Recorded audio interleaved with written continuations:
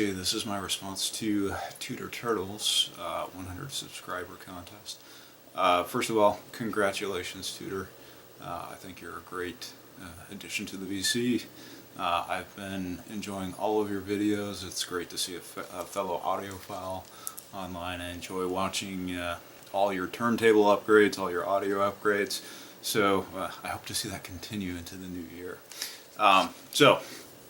To get to some of your questions. So first question was album that you would like to see, or that I would like to see issued as a box set. So the album that I would like to see, and I had to think about this for a while because I have a bunch of albums, but I have to go to one of my personal favorites. It's an album that I return to often. I've listened to it non-stop throughout the years, and it is Bent's Programmed to Love. So I do already have it on vinyl, but why would I like to see this guy reissued as a box set? Well, this guy has actually been issued a number of times. It was issued actually a couple times on vinyl. As you can see, it's a nice gatefold. The problem that I have with the vinyl edition, and don't get me wrong, I love the music, is that they subsequently released it on CD here with a bunch of new tracks. They also had a bunch of singles that they had issued around the same time. Some of these singles actually did have the album, some of them didn't.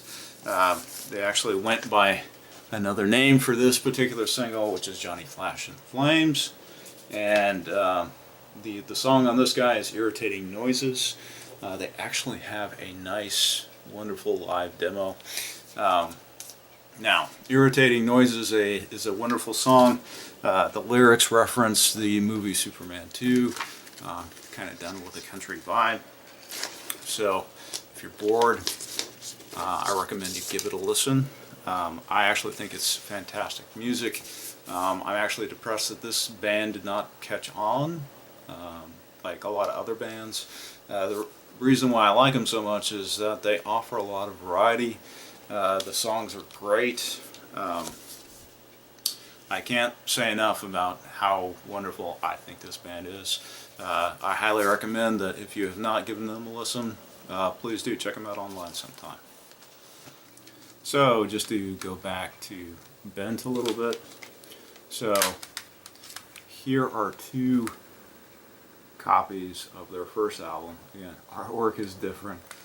The track listing, I don't know if you can see this, is very different. So when you got to the latter issue, this had actually 18 tracks on it. One of the tracks that I like in particular that is not on the vinyl edition is the track Always, which is here in number 17. They have some promo editions of this album which have extended takes of some of the tracks. So this is a case where I would like to see a deluxe box set of this particular album with all the different variants of the songs, all the songs that were released on the singles, all put together in one nice compilation. So Millsy and Nail, I know if you're listening, if you're watching this video, I would really like to see a new vinyl release, but I know that you guys have some other projects in work, so I'm content to wait.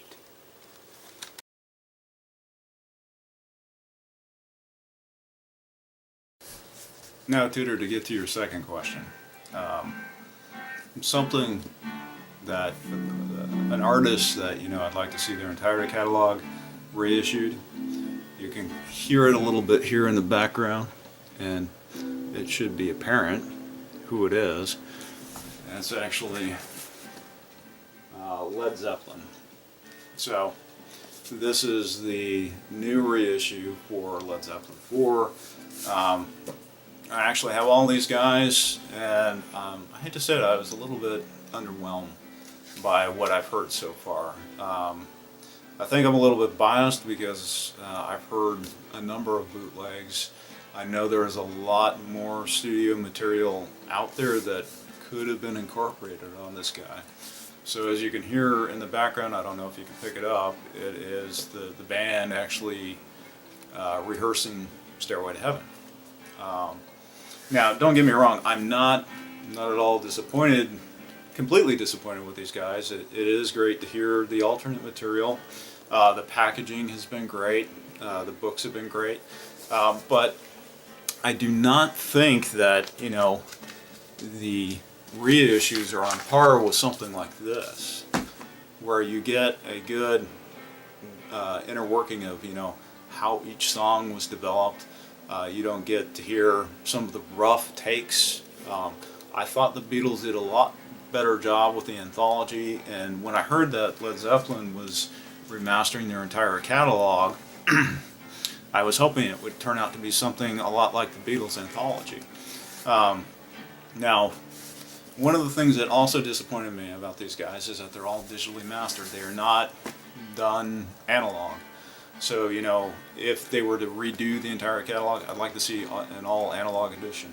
I heard that Jimmy Page remastered all of the tapes at 192 24-bit or higher. For these reissues, now everything I've read is they're all 96 kilohertz 24-bit.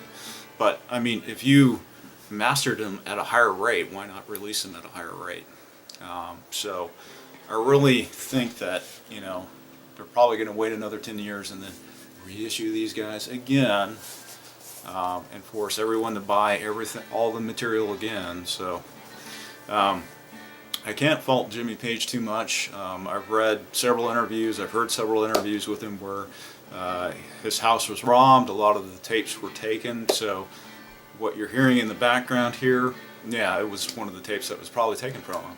Now, what he could have done is something like Pink Floyd in, you know, reissue some of the bootlegs. I'm sure they could have taken some of the bootlegs and, you know, given them to a decent mastering engineer and they could have redone the whole thing. It'd be nice to have some of the stuff put out officially.